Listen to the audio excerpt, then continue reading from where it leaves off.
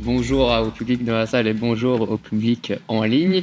Donc merci Louis pour l'introduction et merci professeur Achouet pour l'invitation, pour vous faire part donc de notre expérience ici à Lille en particulier, mais de manière générale dans les carticelles, dans les hémopathies malignes. Donc à Lille, on réinjecte les carticelles dans les hémopathies malignes pour toute la région et aujourd'hui on a injecté un peu plus de 320 patients. Donc je pense qu'on a acquis une bonne expérience. On a vu déjà beaucoup de choses, parfois inattendues. Donc je vais vous faire part de cette expérience qui vient donc des hémopathies malignes, parce qu'on n'en a pas encore dans les maladies auto-immunes, mais on espère que prochainement, avec nos collègues internistes, on injectera très bientôt notre premier patient atteint de lupus. Ça ne devrait plus tarder. Voilà, donc je commence et je voulais commencer par un petit cas clinique, donc d'hémopathie maligne, j'en suis désolé, mais qui est assez parlant sur les complications que peuvent rencontrer les patients qui reçoivent des carticelles. Avant toute chose, je veux juste insister sur un point qu'on a vraiment remarqué. Nous, on a plusieurs types de carticelles différents avec plusieurs cibles et plusieurs modes de fabrication. Et les complications qu'on constate à chaque fois peuvent être différentes et surtout de fréquences différentes. Voilà, donc je vous présente ce petit cas clinique. Donc un patient de 69 ans, je passe rapidement sur l'histoire de la maladie. C'était un lymphome du manteau réfractaire à 2 lignes et à qui on a donc proposé de recevoir des carticelles anti-CD19 qu'on appelle Tecartus ou Brexucel. Je passe sur son bilan préthérapeutique, c'est juste pour vous montrer son TEP scanner qui montrait donc un lymphome assez évolué et très avancé quand on l'a injecté. On lui a réinjecté les carticelles donc le 15 mars 2021 après le conditionnement standard par fludarabine et cyclophosphamide. Dès le lendemain, le 16 mars, il a présenté une hyperthermie qui nous faisait conclure à un syndrome de relargage cytokinique de grade 1 qu'on a traité de manière symptomatique avec des antibiotiques parce que le patient était neutropénique, mais la suite nous a montré qu'il n'y avait pas de bactériémie. Le lendemain, il a commencé à s'aggraver parce qu'il a eu besoin d'oxygène. On a donc conclu un CRS de grade 2 et on lui a mis du tocilizumab, je reviendrai dessus après. Et quelques jours après, alors que ça avait été mieux initialement, il a recommencé à faire beaucoup de fièvre, à être hypotendu, à avoir une nouvelle désaturation. Donc on lui a fait un deuxième tocilizumab et on l'a envoyé en réanimation.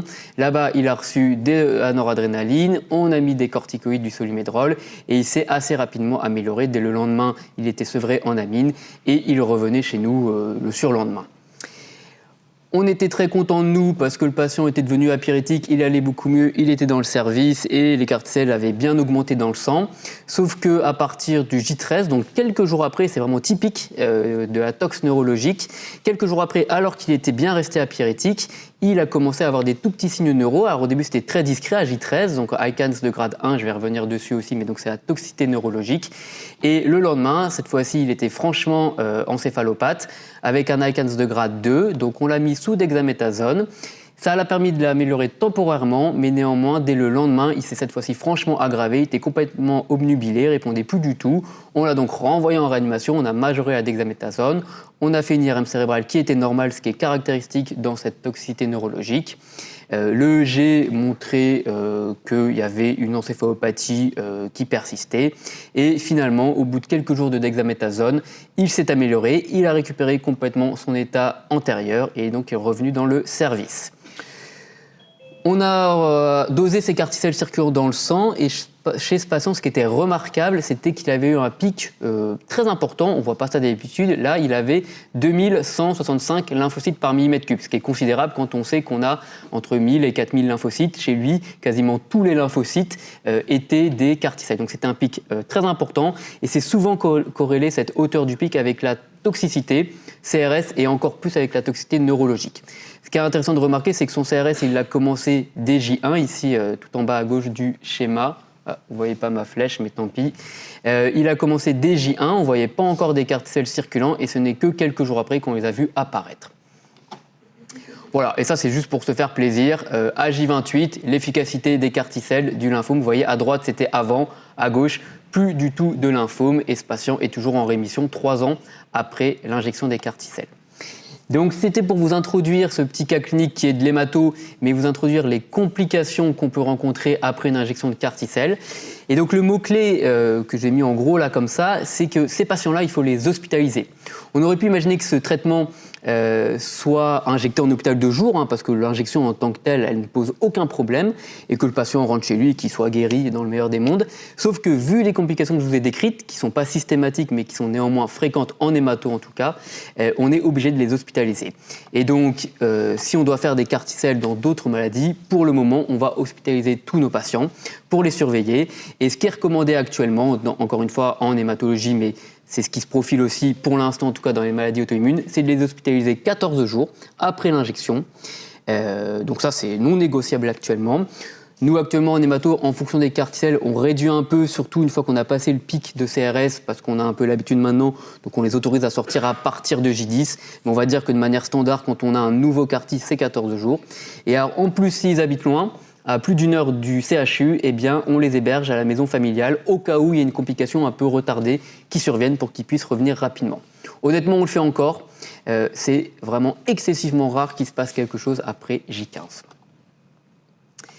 Et donc, je vais revenir sur les complications d'abord de court terme que je vous ai présentées avec ce cas clinique, donc le CRS et la toxicité neurologique. Donc en premier, le syndrome de relargage cytokinique, c'est la complication la plus fréquente, également dans le lupus. C'est lié à la libération des cytokines secondaires à la prolifération et l'activation des carticelles.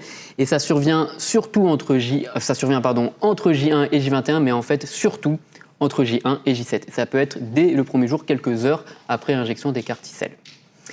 Comme son nom l'indique, donc, ce qui est central, ce sont les cytokines que vous avez au milieu du schéma, qui sont initialement sécrétées par les lymphocytes T qui s'activent, qui lisent leur cible tumorale. Mais en réalité, c'est tout le système immunitaire qui se met en branle, si je puis dire. Et en fait, on a montré maintenant depuis longtemps qu'il y a aussi tout le système des monocytes macrophages qui se met en action et qui va lui aussi fabriquer des cytokines, et en particulier l'interleukine 6, qui fait que le patient va faire beaucoup de fièvre.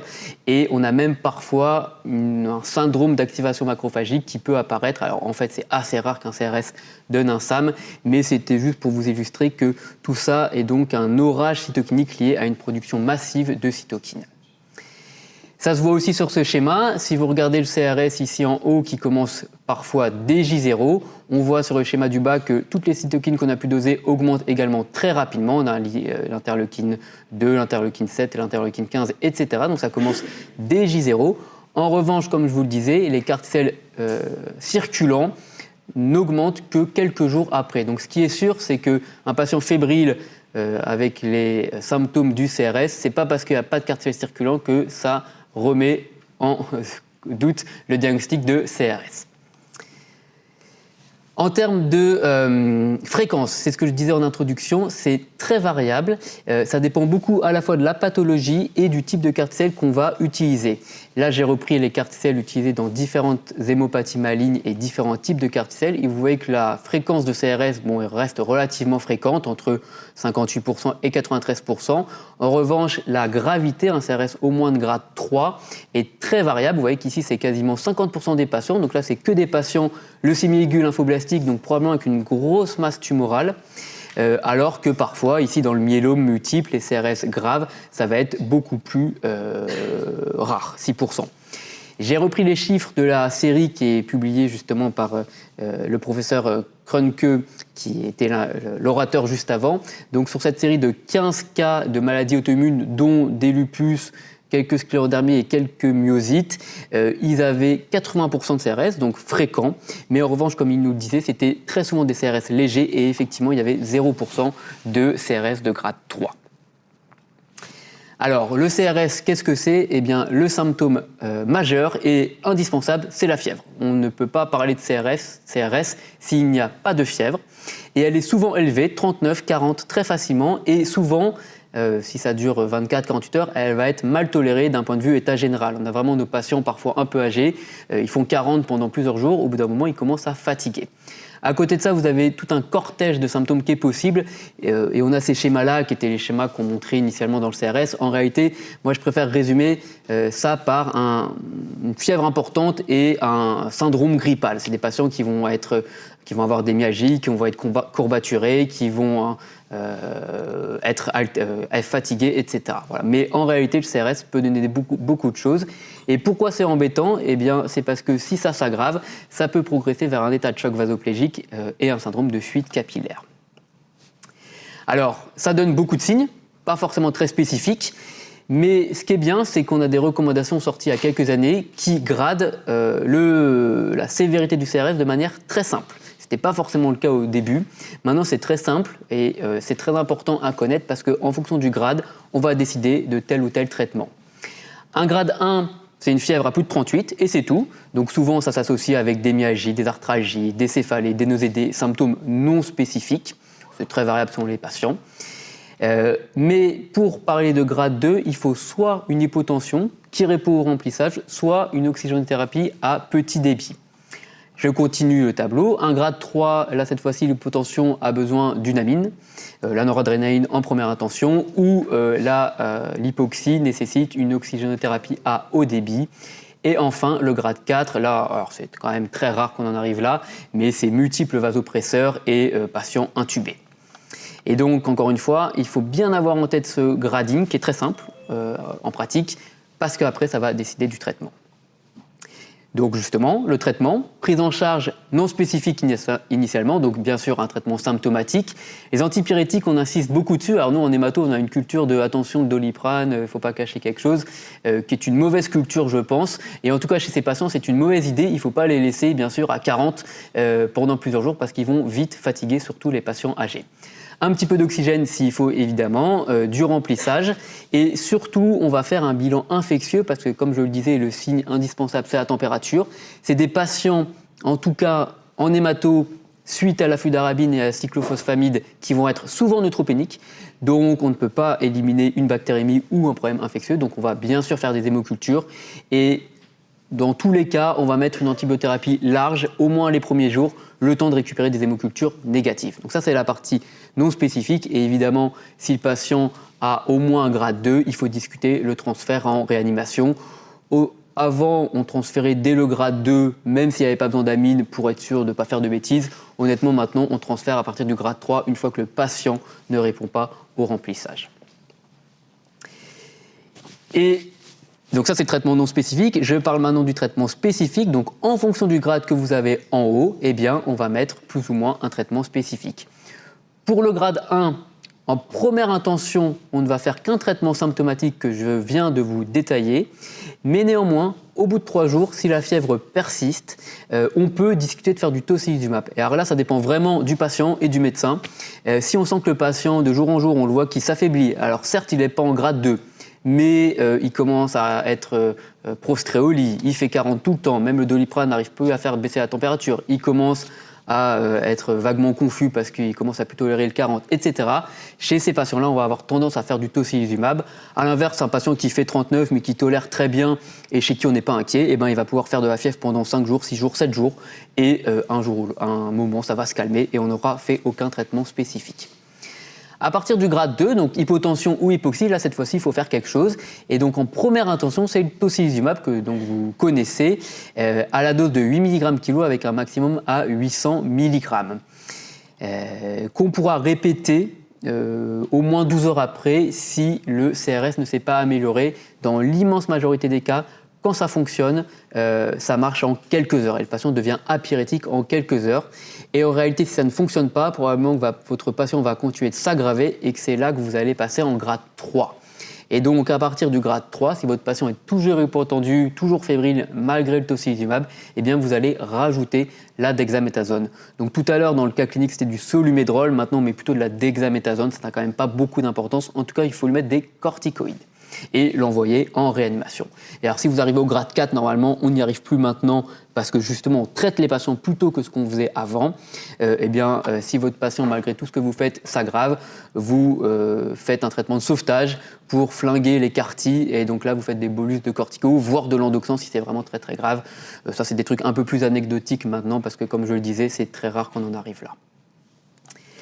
Alors, juste un mot sur le tocilizumab, qui est donc un anti-récepteur de l'interleukine 6, juste pour vous montrer, mais vous le connaissez sûrement aussi bien que moi, l'efficacité dans le contexte des carticelles. Vous voyez que chez ce patient, à J5, on a décidé de faire du tocilizumab parce que le patient était fébrile et était sous amine vasopressive. Et vous voyez que dès le lendemain ou le surlendemain, la fièvre s'est arrêtée, les amines ont été diminuées. Et quand on a dosé les cytokines, par exemple ici l'interleukine 6, l'interféron gamma et la CRP, on voit vraiment une diminution très rapide après l'administration de tocilizumab. Et si on regarde d'un point de vue clinique, ici en bleu, vous avez la température qui était à plus de 40, peut-être même 41. Une injection de tocilizumab, boum, ça descend, on est très content. Il se passe quelques jours et finalement le patient rechauffe progressivement et là il décide de lui en faire un deuxième et après ça le patient devient apyrétique pour de bon. Voilà, la courbe rouge c'est la fréquence cardiaque, mais ça c'est moins intéressant. Voilà, donc le tocilizumab efficace sur les CRS de grade 2. En revanche, il ne faut pas s'acharner. J'ai dit qu'on pouvait le répéter. En réalité, soit votre patient, en général, d'expérience maintenant, il s'améliore et vous ne refaites rien, soit il s'aggrave et il ne faut pas faire un deuxième, un troisième, un quatrième, sûrement pas. Il faut passer à la dexaméthasone. Et donc la dexaméthasone, enfin la corticothérapie, pourquoi on ne la met pas dès le début ? Parce qu'en général, ça marche bien, mais on ne la met pas dès le début parce que depuis les premières injections de carticelles, il y a quand même ce doute sur le fait qu'en mettant des corticoïdes, on va peut-être freiner un peu l'action des carticelles. Donc on les utilise et maintenant on les utilise sans hésiter pour peu qu'on soit dans les clous, au moins en grade 3 ou chez un patient qui ne s'améliore pas.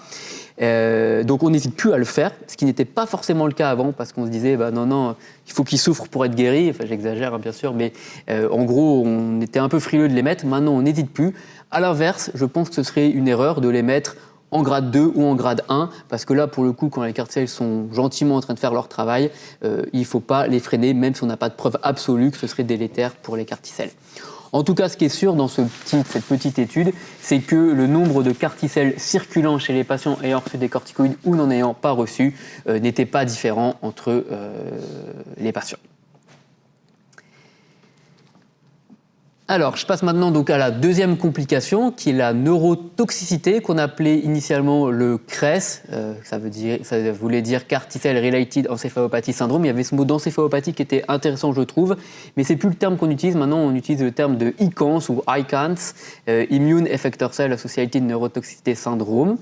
Donc, je voulais dire ICANS pour la suite du topo. C'est la deuxième complication la plus fréquente après le CRS. Ça semble très rare dans les maladies auto-immunes, mais attention, on n'a pas encore utilisé plein de carticelles dans les maladies auto-immunes.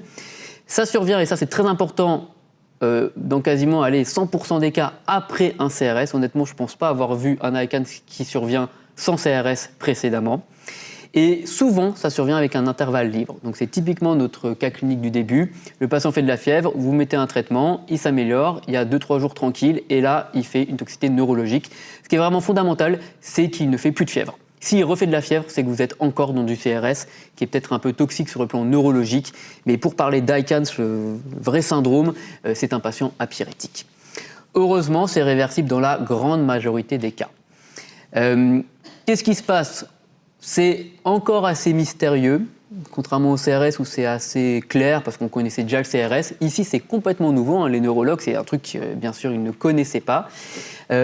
Les dernières données que j'ai, c'est qu'il y aurait une perte d'intégrité de la barrière hémato-encéphalique associée à une dysfonction endothéliale, ce qui fait qu'il y a beaucoup plus de choses, de protéines, de cellules qui passent la barrière et qui arrivent dans le cerveau. Il y aurait également une activation des cellules endothéliales.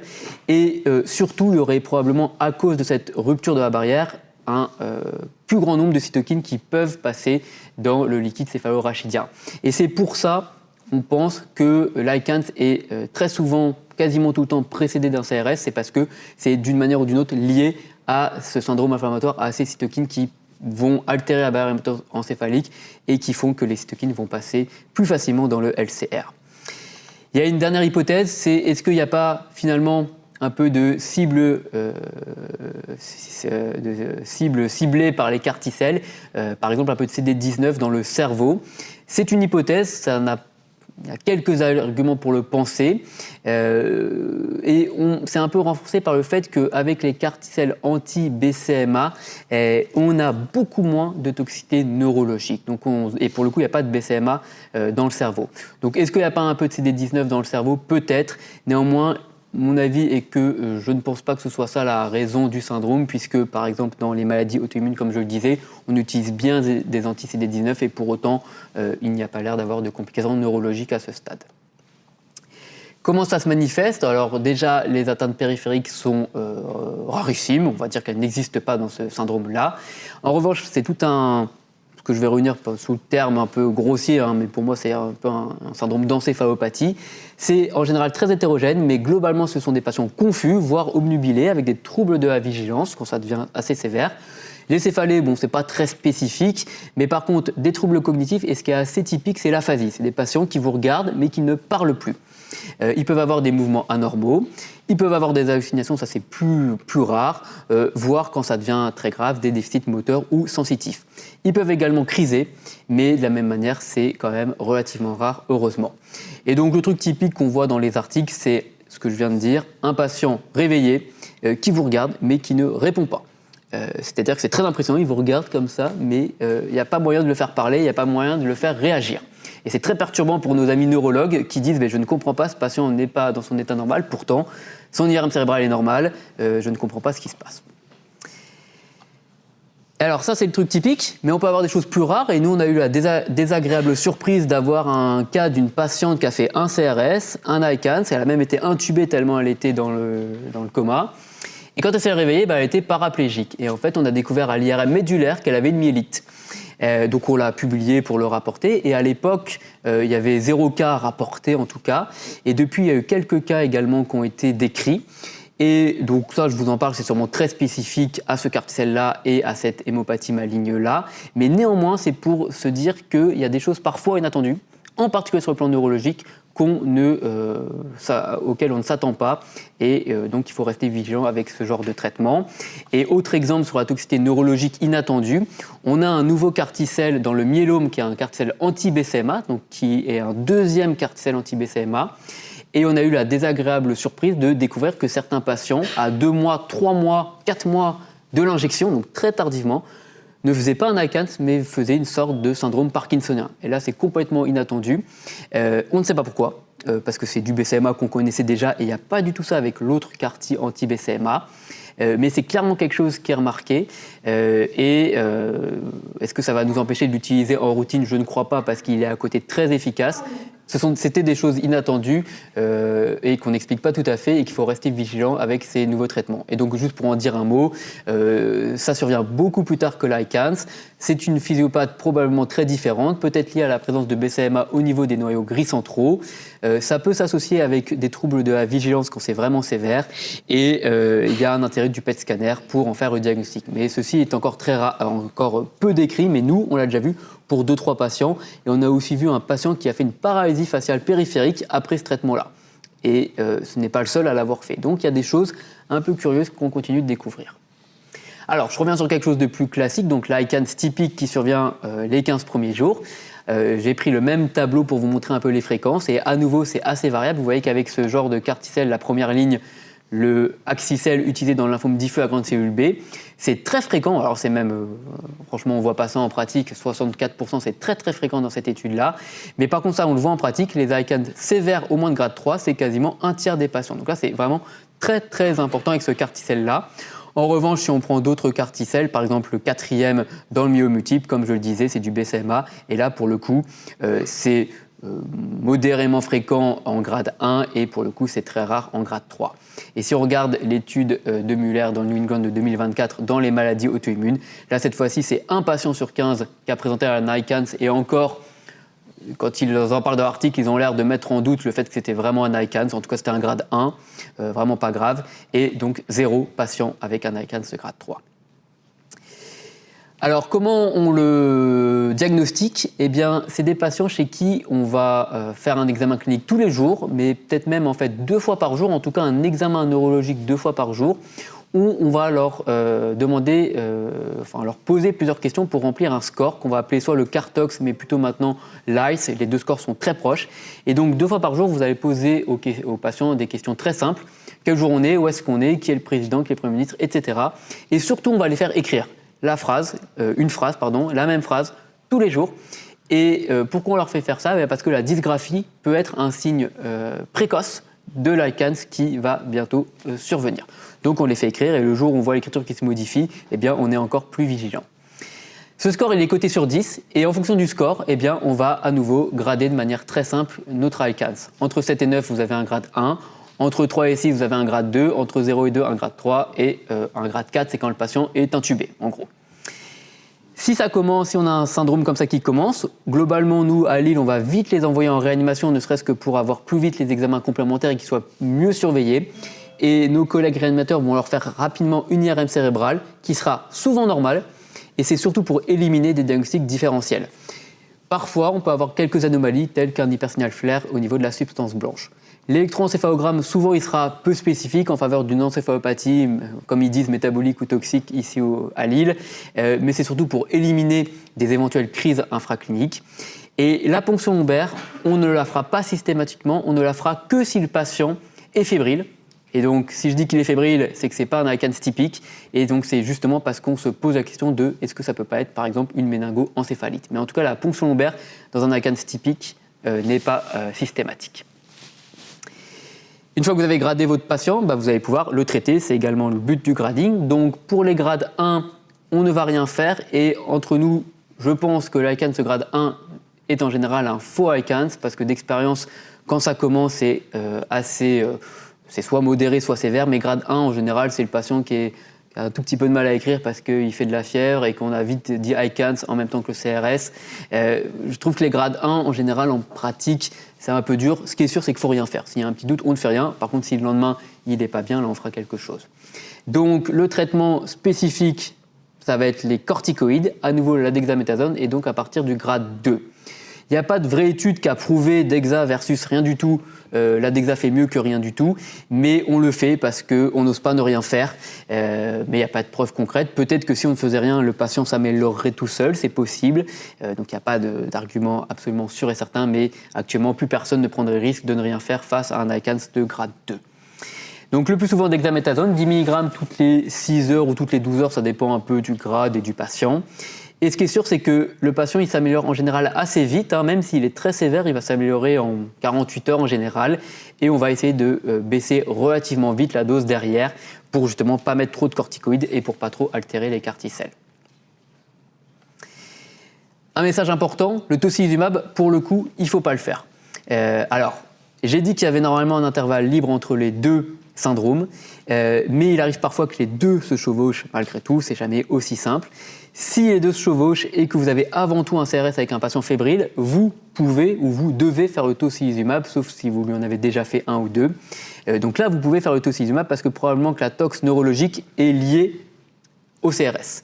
Par contre, si vous êtes dans le cas typique du patient qui allait bien depuis plusieurs jours, qui reste apyrétique et qui fait une toxicité neurologique, là, ce serait, je pense, une erreur de faire du tocilizumab parce que ça ne marche pas. Et en plus, il y a cette histoire de vous allez bloquer le récepteur, donc l'interleukine 6 va augmenter dans le sang et donc elle va un peu plus passer dans le cerveau et vous allez peut-être aggraver votre syndrome. Donc, il n'y a pas de place du tocilizumab dans l'ICANS en l'absence de CRS. Et dans les cas réfractaires, il y a plusieurs séries rapportées, qui ont rapporté une efficacité de l'anti-interleukine 1, l'anakinra, mais ça reste des séries rétrospectives, mais nous, on peut être amené à l'utiliser si vraiment le patient, on est inquiet. Voilà, et ça c'est notre tableau, mais j'ai déjà détaillé notre tableau ici qu'on utilise. Grade 1, donc on surveille, et à partir du grade 2, on met de la dexaméthasone et seulement si vous avez un CRS associé au moins de grade 1, là pour le coup parce qu'il a une tox neurologique, vous allez faire du tocilizumab. L'évolution en général, elle est bonne, heureusement, sauf cette pauvre patiente qui avait une myélite, qui a une myélite et qui a toujours ses séquelles d'ailleurs. Elle est en rémission mais elle est toujours séquellaire. Ça se réverse en quelques jours.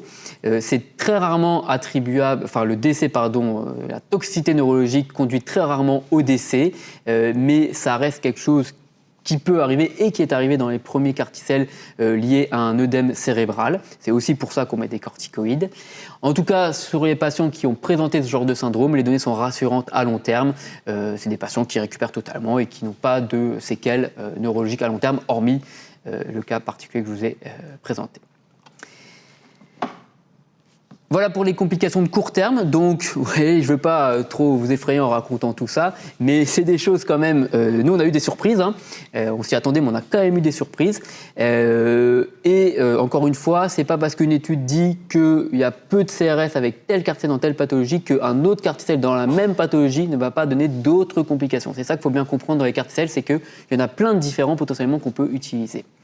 Et je vais dire un mot un peu plus rapide sur les complications de moyen terme, donc cette fois-ci à partir de J28. Donc le patient est rentré chez lui, on espère qu'il est en rémission complète et qu'il va bien de sa maladie, et on le surveille pour des éventuelles complications tardives. Et donc là, il y en a deux principalement. Les infections, et ça c'est celle qui nous occupe le plus. Honnêtement, d'expérience, c'est des patients qu'on revoit souvent. J'ai du mal à me rendre compte si c'est plus que les autres patients d'hémato, parce qu'on les voit tous assez souvent, mais ces patients qui reçoivent les carticelles, ils reviennent souvent pour infection, facilement virale au niveau ORL supérieur, mais également pneumopathie, Covid, etc. Pas vraiment bactériémie, mais vraiment des trucs viraux. Et pourquoi ils s'infectent comme ça ? Eh bien, c'est des patients qui ont une aplasie B liée aux carticelles anti-CD19, et donc en général une hypogammaglobulinémie associée. La neutropénie, elle est surtout présente les premiers jours, comme je le disais, suite à la chimiothérapie, mais je vais vous en parler juste après. Elle peut également survenir dans un second temps, en tout cas chez nos patients d'hémato. Et dans les premières semaines, si vous avez mis du tocilizumab ou des corticoïdes, vous pouvez également avoir un risque infectieux augmenté. On a différentes phases, on différencie donc surtout la première phase, celle entre J0 et J28, où ça va être surtout des problèmes de bactéries à cause de la neutropénie, des problèmes de champignons à cause de la neutropénie également. Et à partir de J28, pendant la phase qu'on appelle intermédiaire et prolongée, ça va surtout être des problèmes d'infection virale avec des virus respiratoires et également la pneumocystose, mais ça c'est des patients qu'on prévient par cotrimoxazole de manière assez prolongée jusqu'à ce qu'ils aient récupéré un bon nombre de lymphocytes TCD4. Honnêtement, ils le sont en général avant sous Bactrim, donc c'est juste un médicament qu'on poursuit. Et quelles sont les recommandations pour les prophylaxies anti-infectieuses ? Encore une fois, c'est en hémato, mais ça doit pouvoir s'appliquer également aux patients de maladies auto-immunes. La neutropénie, on peut mettre un peu de facteurs de croissance. En général, ce sont des neutropénies qui répondent bien aux facteurs de croissance, d'expérience. La prophylaxie antibactérienne n'est pas recommandée. Le traitement antiviral, c'est des patients qui sont sous valacyclovir, ne serait-ce que parce qu'ils l'avaient déjà avant, mais surtout on va leur refaire de l'endoxan, de la fludarabine, donc on va à nouveau dépléter l'été, donc on leur met tous du valacyclovir. Le cotrimoxazole, j'en ai parlé, on le met jusqu'à ce qu'ils aient récupéré 200 CD4. La prophylaxie antifongique n'est pas systématique parce que la neutropénie est courte, normalement.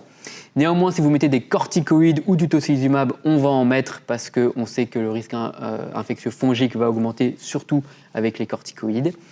Et juste un point un peu plus important sur la supplémentation en immunoglobuline, c'est assez logique, c'est des patients qui ont des plaies en lymphocytes B ou en plasmocytes quand c'est des BCMA, donc ils sont déjà en général hypogammaglobulinémiques, ils le sont encore plus après la déplétion.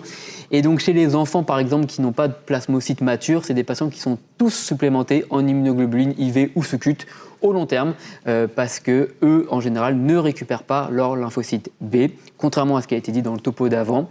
Et on sait que dans la leucémie aiguë d'ailleurs, il faut que le carticelle persiste longtemps, donc que l'aplasie B persiste longtemps pour avoir une chance que le patient soit guéri de sa leucémie aiguë. Chez l'adulte, on fait beaucoup plus de lymphome et on va faire au cas par cas. C'est quand même assez fréquent qu'on le fasse, mais donc on va le faire chez un patient hypogammaglobulinémique à moins de 4 grammes de gamma et un patient qui s'infecte assez souvent, mais ce n'est pas systématique. On a vraiment découvert ça avec nos collègues infectiologues. C'est des patients qui n'arrivent pas à clairer leur Covid et donc ils font de la fièvre, ils font le Covid, on les traite ou pas. Et ils rentrent chez eux et ils font de la fièvre pendant 1 semaine, 2 semaines, 3 semaines, 4 semaines. Tout le monde nous dit mais non, c'est plus le Covid, c'est normal qu'il soit positif. Et pourtant, on a montré, et c'était le cas dans cet article, que c'était bien le Covid. Donc c'est vraiment, et on voit ça vraiment chez les patients qui ont reçu des carticelles, ils font un Covid persistant et pas long. Des patients qui font de la fièvre pendant des semaines et qui finalement finissent par s'aggraver. Et donc c'est vraiment un truc très particulier. Et je dis ça parce qu'on en a eu beaucoup des Covid. en allogreffe en particulier, et ce n'est pas les patients allogreffés qui font ça, c'est vraiment les patients qui ont reçu des carticelles. Et donc vraiment un patient qui m'appelle pour me dire « je fais de la fièvre et j'ai eu le Covid il y a 4 semaines », tout de suite je peut parier que ça va être encore son Covid qui fait parler de lui. Et c'est des patients qu'on va réussir à traiter en général avec du plasma de convalescent. Ils répondent bien en général au plasma de convalescent, mais je ne peux pas vous dire pourquoi. Voilà, et je termine sur les cytopénies. Alors là, j'ai moins de données à vous transmettre, mais je vais essayer de vous dire ce que je sais. En fait, c'est quelque chose qu'on a constaté depuis peu, et il y a un peu un point d'alerte sur certains carticelles qui peuvent donner des cytopénies. Alors, à court terme, ça, c'est pas grave, on le savait, comme je l'ai dit, on fait de la chimiothérapie, donc on sait que c'est des patients qui vont devenir neutropéniques. Donc, c'est le cas typique en vert ici de la récupération rapide. Quelques jours après la chimio, ils sont neutropéniques et ils remontent à J10, J14 et ils restent ensuite avec un taux de neutrophilie normal. En revanche, on a d'autres patients ici en jaune, par exemple, qui baissent leur neutrophilie, qui remontent et qui, vers J21 ou J28, vont rebaisser. C'est un aspect biphasique et on ne sait pas bien pourquoi. En général, c'est des patients chez qui les carticelles sont efficaces, donc probablement qu'il y a quand même un lien entre les cartilles et la moelle osseuse. Et plus embêtant encore, c'est le profil aplastique en rouge, où là, carrément, les patients ne ressortent jamais d'aplasie. Alors ça, c'est quand même rare, mais il y a des patients qui ont présenté ça et qu'on a autogreffé derrière à J28, parce que heureusement, on avait collecté des cellules souches pour leur myélome avant, et donc on leur a réinjecté des cellules souches autologues pour les faire sortir d'aplasie. Donc là, à nouveau, il y a des recommandations. En gros, à partir du grade 3-4, quand la neutropénie persiste longtemps, on peut être amené à mettre des médicaments tels que du G-CSF évidemment, ou parfois même du Revolade quand il y a une thrombopénie, et surtout envisager un boost de cellules souches. Mais malheureusement, souvent, le patient n'a pas de cellules souches collectées auparavant. Il y a même une patiente qu'on a allogreffée derrière parce qu'elle ne sortait pas du tout d'aplasie. Voilà, donc c'est pas quelque chose du tout de souhaitable, mais c'est des choses qu'on a constatées. Et je vais terminer avec cette diapo. Alors là, c'est des diapos très locales, parce que c'est ce qu'on est en train d'étudier avec d'autres en France. Mais on a eu quelques mauvaises surprises chez des patients qui ont reçu Axicel. Alors, c'est que des patients qui ont reçu Axicel, donc c'est peut-être spécifique à ce carticelle. Axicel, c'est le Yescarta qu'on utilise le plus souvent dans le lymphome diffus à grande cellule B en 3e et maintenant en 2e ligne. Et on a constaté plusieurs patients qui avaient soit une leucémie aiguë, soit un syndrome myodysplasique. Alors, vous allez me dire, bah oui, c'est des patients d'hémato qui ont été multitraités. C'est vrai, mais néanmoins, on a l'impression que ça survient un peu plus souvent que d'habitude et un peu plus tôt que d'habitude. Vous voyez que là, on a eu un patient, alors là, c'est vraiment un cas très très exceptionnel, mais qui a eu une leucémie aiguë myéloïde à J14, alors qu'il était traité pour un lymphome. Et il n'y avait aucune trace de leucémie aiguë avant, évidemment. Et donc ça, on va dire que c'est vraiment un cas exceptionnel. Mais par contre, chez les patients qui sont en rémission complète à 6 mois, donc en gros, chez qui on est tranquille, ils sont en suivi à long terme. Ici, on avait par exemple 67 patients. Eh bien, là-dedans, il y en a 28 qui ont présenté un épisode de neutropénie, parfois très légère, mais quand même, à un moment ou un autre dans leur suivi. Et finalement, chez ces patients, il y en a 8 chez qui on a trouvé soit une leucémie aiguë myéloïde de patients, soit un syndrome myodysplasique. Et ce n'était pas des SMD gentils, c'était des SMD avec TP53 qu'on a greffés et chez qui, malheureusement, en général, la greffe s'est mal passée. Donc il y a vraiment un point d'alerte et on est en train d'essayer de recouper ces données avec celles de nos collègues, en particulier à Lyon, qui ont un peu cette même impression. Il y a un peu plus de SMD qu'avant chez ces patients. Alors certes, c'est des patients qui seraient morts s'ils n'avaient pas reçu les carticelles, mais néanmoins, on est plusieurs à penser qu'il y a peut-être quelque chose qui se passe, une sorte de dérèglement du système immunitaire qui fait que peut-être ce clone-là, qui était préexistant avant, eh bien, sort après les carticelles. Voilà, et je finirai sur cette dernière diapo parce que j'ai voulu quand même reprendre, je vous ai parlé beaucoup d'hématologie parce que c'est là qu'on a l'expérience, mais j'ai voulu reprendre ce qu'on avait de disponible actuellement dans les maladies auto-immunes. Donc dans l'article publié par notre collègue qui était l'orateur précédent cette année dans le New England, c'était une série de 15 patients, donc des maladies auto-immunes, lupus, myosite et sclérodermie. Le CRS, comme je le disais, 80% de grade 1-2, 0 grade 3-4. La médiane d'apparition, c'était 1 jour, et ça durait en général 5 jours. Et il y a quand même la moitié des patients qui ont eu besoin de tocilizumab. En revanche, 0 n'ont reçu des corticoïdes puisqu'il y avait 0 grade 3. Pour les ICANS, il y a un patient qui a présenté un ICANS de grade 1 ou 2, ce n'est pas précisé, mais comme je le disais tout à l'heure, dans l'article, ils ont l'air de dire que c'était un peu bancal comme diagnostic. En tout cas, ce patient-là a reçu des corticoïdes. Il y a eu 0 grade 2, 3, 4. Pour les cytopénies, alors je ne vais pas détailler l'acronyme, c'est ICAT, ça veut dire Immune Associated Cytopenia, je ne sais plus, bref, c'est cytopénie. Ils ont constaté, alors ça, ils n'insistent pas dans l'article, donc c'est à voir, mais ils ont eu un épisode de neutropénie grade 4 avec 200 neutrophiles à 4 mois de l'injection, donc c'est typiquement nous ce qu'on constate parfois. Pour le coup, ce patient-là a répondu au GCSF, mais je serais curieux d'avoir des hémogrammes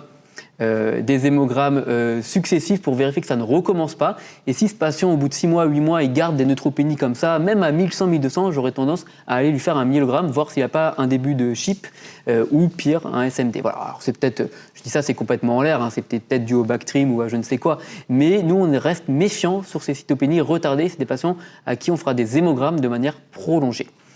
Et pour les infections, donc toujours dans cet article-là, il y avait une seule hospitalisation pour pneumopathie et il y avait beaucoup d'infections des voies respiratoires supérieures, en particulier du Covid, sûrement en période épidémique. Il y a 2 patients parmi ces 15 patients qui étaient substitués en immunoglobuline, donc on va dire que c'est pas beaucoup. Et comme nous le disait notre collègue, la Plasibé était durée quelques mois, mais chez 14 sur 15 patients, d'après ce que j'ai pu lire dans l'article, les patients récupéraient leur lymphocyte B avec une médiane de 112 jours. Et donc, comme on nous le disait juste avant, ils estiment que c'est une sorte de reset, ils disent vraiment ça comme ça, du système immunitaire. Vous détruisez tous les B et ils réapparaissent quelques mois plus tard avec un phénotype différent, un phénotype plus naïf et qui ne refabrique pas de nouveaux anticorps responsables du lupus, par exemple. Voilà. Donc ça, c'est intéressant. Et si réellement ça récupère chez tous les patients quasiment, c'est bien parce que nous, chez nos patients, chez les patients qui ont bien répondu au corticoïde dans le lymphome, il y en a la moitié qui récupèrent leur B et qui ne rechutent pas. Et il y en a l'autre moitié qui ne récupère pas leur B. Et eux, ils s'infectent un peu à répétition. Alors, ce n'est pas très grave en général, mais quand même, ils s'infectent, il faut les supplémenter, etc., etc. Donc, c'est à voir quand il y aura un peu plus de patients traités par corticoïde dans les maladies auto-immunes. Et je vous remercie pour votre attention.